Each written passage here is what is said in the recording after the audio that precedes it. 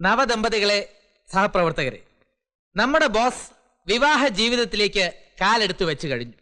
അദ്ദേഹത്തിന് ഭാര്യയായി കിട്ടിയിരിക്കുന്നത് വലിയ ഒരു കലാഹൃദയത്തിന് ഉടമയായ ശ്രീമതി മൃദുലയെയാണ്. ഈ അവസരത്തിൽ മറ്റൊരു പ്രധാന വ്യക്തിയെ കൂടി നിങ്ങളുടെ മുമ്പിൽ എനിക്ക് പരിചയപ്പെടുത്തുവാനുണ്ട്. മഹേഷിന്റെ ഭാര്യാപിതാവായ ശ്രീ ചിറ്റേടത്ത് മാധവൻ നായർ.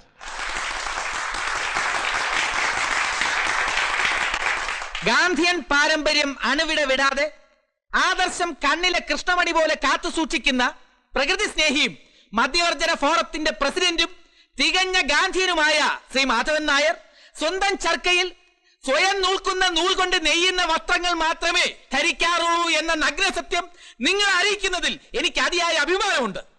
സുഹൃത്തുക്കളെ, ജാലിയൻ വാലാബാഗിലെ ദുരന്തം ഇരുന്നോളൂ. പ്രിയമുള്ളവരെ, എല്ലാ കാര്യങ്ങളിലും അന്തസാർന്ന ചിട്ടയും വൃത്തിയും ആഗ്രഹിക്കുന്ന മഹേഷിന്റെ ജീവിത വീക്ഷണവും മിസിസ് മൃദുല മഹേഷിന്റെ ചിലങ്കയുടെ നൂപുര ധ്വനിയും ചേർന്ന് മഹേഷിന്റെ ഗൃഹത്തിന് ഒരു പുതിയ ക്ലാസിക്കൽ ടച്ച് കൈവരട്ടെ എന്ന് ഞാൻ ആശംസിക്കുകയാണ്. അടുത്തതായി സുഹൃത്തുക്കളെ, ദണ്ഡി യാത്ര എല്ലാവരും പോയിട്ട് മതി. ഈ സ്ഥാപനത്തിലെ സ്റ്റാഫ് അംഗങ്ങളുടെ വകയായ ഒരു സ്നേഹോപഹാരം നവദമ്പതികൾക്ക് നൽകുന്നതിനായി അക്കൗണ്ടന്റ് ശ്രീ മനോഹരനെ ഞാൻ ക്ഷണിച്ചുകൊള്ളുന്നു.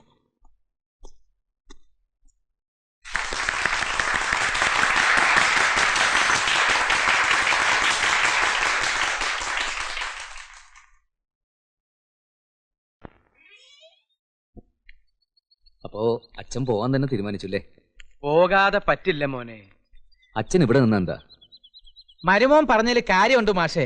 ഇവിടെ താമസിച്ചാല് അടിക്കടി സെക്രട്ടേറിയറ്റ് പഠിക്കല്, നിരാഹാരവും സത്യാഗ്രഹവും ഒക്കെ നടത്തി നല്ല സുഭിക്ഷമായിട്ട് കഴിയാം. അച്ഛന്റെ കാര്യം അച്ഛൻ നോക്കിക്കോളും. ഒരു തന്നെ പാട് നോക്ക്. വേണ്ട മോളെ, മഹാത്മാരെ പറ്റി പറയാൻ അണികൾക്ക് അവകാശമുണ്ട്. എന്താ വേണ്ടേന്ന് വെച്ചാ പറഞ്ഞോളൂ, പറഞ്ഞോളൂ. ഇനി ഉണ്ടോ വലുതും പറയാൻ? ഇനി ഞങ്ങൾക്ക് ഇത്തിരി ഫാമിലി മാറ്റേഴ്സ് സംസാരിക്കാനുണ്ട്. നീ ഇവിടെ തന്നെ നിന്നാ മതി. വാ മോനെ. പിന്നെ ചില സമയത്ത് എന്റെ മോളുടെ പ്രവൃത്തി കണ്ട ഇവള് ചിറ്റേടത്ത് മാധവൻ നായരുടെ മകള് തന്നെയാണോന്ന് നിനക്കൊരു സംശയം തോന്നിയേക്കാം. സംശയിക്കണ്ട, അത് അവളുടെ അമ്മ മരിക്കുന്നതിന് മുമ്പ് ഞാൻ ക്ലിയർ ചെയ്തതാ. ഈ വാശിയും മുൻശുണ്ടിയും സ്വല്പം കൂടുതലാ. അങ്ങനെ വരുമ്പോ ലാത്തി പ്രയോഗവും ചൂരൽ പ്രയോഗവും ഒന്നും വേണ്ട. ഈ താടിമതെ ചക്കി ചക്കി ഒരു തട്ട് കെട്ടിയാ മതി. അങ്ങനെയാണ് അവളുടെ അമ്മയുടെ ശുണ്ടി ഞാൻ നിർത്തിയത്. അതൊന്നും സാരമില്ല, ഞാൻ മാനേജ് ചെയ്തോളാം. പിന്നെ പോകാതിരിക്കാൻ പറ്റാഞ്ഞിട്ടാ. ഈ വെള്ളിയാഴ്ച തന്നെ എറണാകുളത്ത് 3 നിരാഹാര സത്യാഗ്രഹം ഉണ്ട്, കോഴിക്കോട് വേറെയും. അല്ല, ഇങ്ങനെ സ്ഥിരമായിട്ട് പട്ടിണി കിടക്കുന്നത് ശരീരത്തിന് ക്ഷീണമല്ല അച്ഛാ? എന്നെ കണ്ടിട്ട് അങ്ങനെ ഒരു ക്ഷീണം തോന്നുന്നുണ്ടോ? ഏയ്, അതില്ല. അതൊരു ട്രേഡ് സീക്രട്ടാ മോളെ. ദേ അച്ഛൻ ഇറങ്ങണു. ശരി അച്ഛാ. അപ്പൊ ശരി എന്നാ. ഓ ഉലഹു, അച്ഛനെ ബസ് സ്റ്റാൻഡിൽ ഡ്രോപ്പ് ചെയ്തേക്ക്. ശരി. ആ ബൈക്ക് വേണ്ട വേണ്ട വേണ്ട.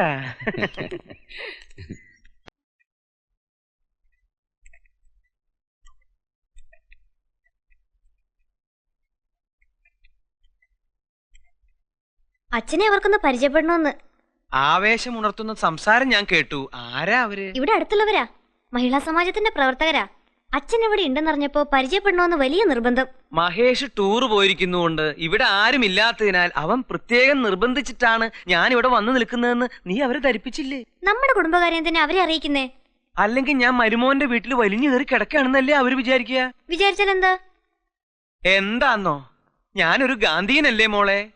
ഒരു ഗാന്ധിയൻ അധികം ദിവസവും ആരുടെയും ഔദാര്യം സ്വീകരിക്കാൻ പാടില്ല എന്ന് മഹാത്മജി നമ്മെ പഠിപ്പിച്ചത് നീ മറന്നോ മോളെ? ആദർശം പറയാണ്ട് ആ തൊപ്പി കൂരി വെച്ചിട്ട് അച്ഛനൊന്ന് അപ്പുറത്തോട്ട് വന്നേ.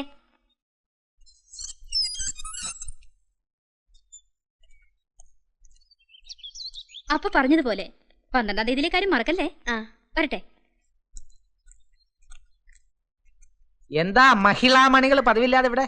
പതിവില്ലാത്തതല്ലോ, ഇടയ്ക്കൊക്കെ ഞങ്ങളിവിടെ വരാറുണ്ട്. സാറ് കാണാഞ്ഞിട്ടാ. വരട്ടെ.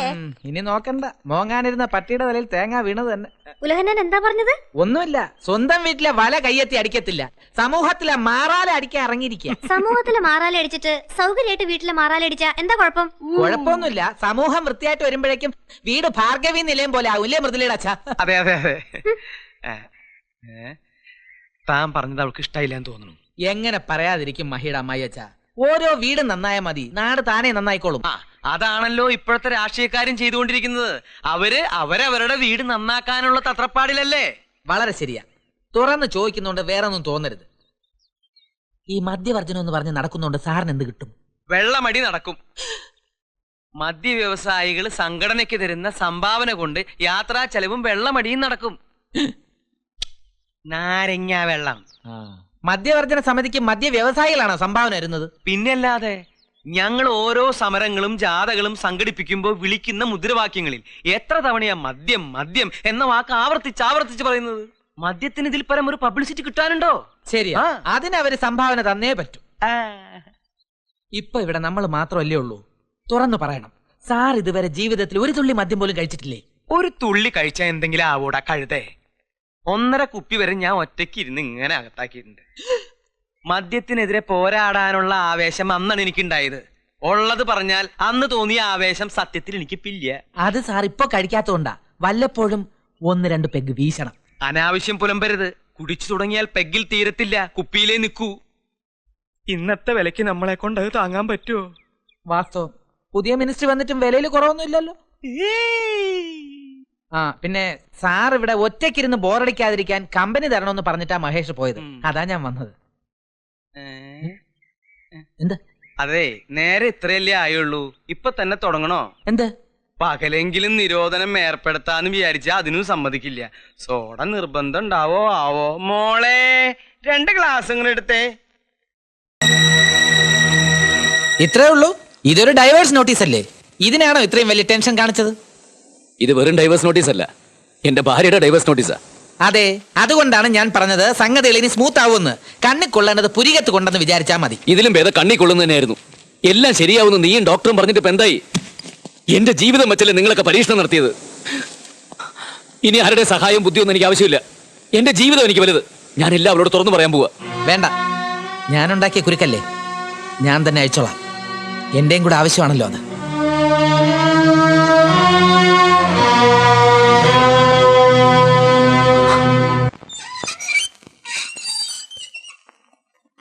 നോട്ടീസ് അവിടെ കിട്ടി. മെസ്സഞ്ചർ വരുന്നുണ്ട്. അവന് ഞാൻ ഹാൻഡിൽ ചെയ്തോളാം. മൃദുലയുടെ പുറത്തേക്ക് ഇറങ്ങണ്ടെന്ന് പറഞ്ഞിട്ട്. ഓ, ചേച്ചി ഇവിടെ തമ്പടിച്ചിരിക്കുകയാണോ? 2 പാത്രത്തിലാക്കിയിട്ടേ പിന്മാറുന്ന വാശിയിലായിരിക്കും. പ്രശ്നം ഇപ്പൊ കോടതിയുടെ പരിഗണനയില്ല. ഞാൻ എന്തെങ്കിലും പറഞ്ഞാ അത് കോർട്ട് ലക്ഷ്യമാകും. അതുകൊണ്ട് നിങ്ങളോട് സംസാരിക്കാൻ ഞാൻ ആഗ്രഹിക്കുന്നില്ല. കോടതി പറഞ്ഞിട്ട് നിങ്ങൾ സംസാരിച്ചാ മതി. എനിക്ക് മൃദുലയോടാ സംസാരിക്കാനുള്ളത്. അവൾക്ക് ഇപ്പൊ ആരെയും കാണാൻ സൗകര്യപ്പെടില്ല. അപ്പൊ സാറും കൂടെ അറിഞ്ഞോണ്ടാണല്ലേ?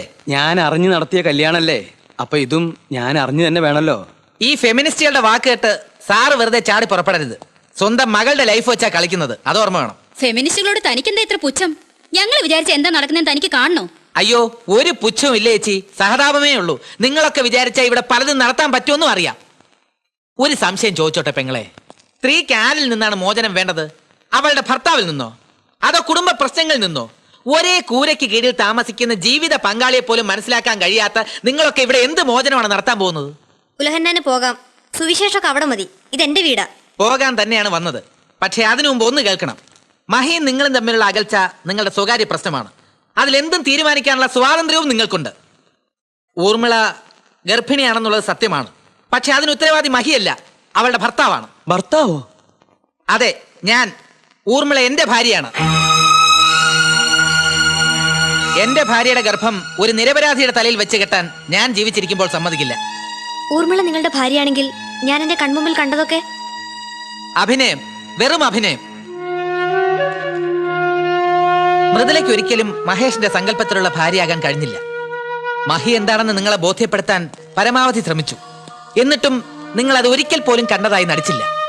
മഹി മനസ്സിൽ കണ്ട ഭാര്യയെ ഊർമിള നിങ്ങൾക്ക് കാണിച്ചു തരികയായിരുന്നു. മറ്റൊരു പെണ്ണ് അങ്ങനെ ചെയ്യുമ്പോൾ അവളെ ശ്രദ്ധിക്കുന്നു, അഭിനന്ദിക്കുന്നു എന്നൊക്കെ വരുത്തി തീർത്താലെങ്കിലും നിങ്ങളും അതുപോലെ ആകുമെന്ന് പ്രതീക്ഷിച്ചു. അങ്ങനെയാണ് ഡോക്ടർ ഗൊൺസാൽവസിന്റെ നിർദ്ദേശപ്രകാരം ഒരുപാട് ആലോചനകൾക്ക് ശേഷം ഞങ്ങൾ അങ്ങനെ ഒരു തീരുമാനമെടുത്തത്. അപ്പൊ മറ്റൊരുത്തി കാണിച്ചു തന്നിട്ട് വേണം ഞാൻ എന്റെ ഭർത്താവിനോട് എങ്ങനെ പെരുമാറണമെന്ന് പഠിക്കാൻ, അല്ലേ? സ്ത്രീകൾ എന്ന് വെച്ചാൽ എന്താണെന്ന് നിങ്ങളൊക്കെ ധരിച്ചിരിക്കുന്നത്? പുരുഷൻ കീ കൊടുക്കുന്നതിനനുസരിച്ച് ചലിക്കുന്ന പാവയോ? അതൊരു വീടായിരുന്നില്ല, നാടകശാലയായിരുന്നില്ലേ? സ്വന്തം ഭാര്യയെ വേഷം കെട്ടിച്ച് നിങ്ങളൊരു ഭർത്താവാണോ? ഛേ അച്ഛാ, ഇനി ആരും ഒന്നും പറയണമെന്നില്ല. എത്രയും വേഗം ഡൈവേഴ്സ് അനുവദിച്ച് കിട്ടാൻ ഏർപ്പാട് ചെയ്തോളൂ.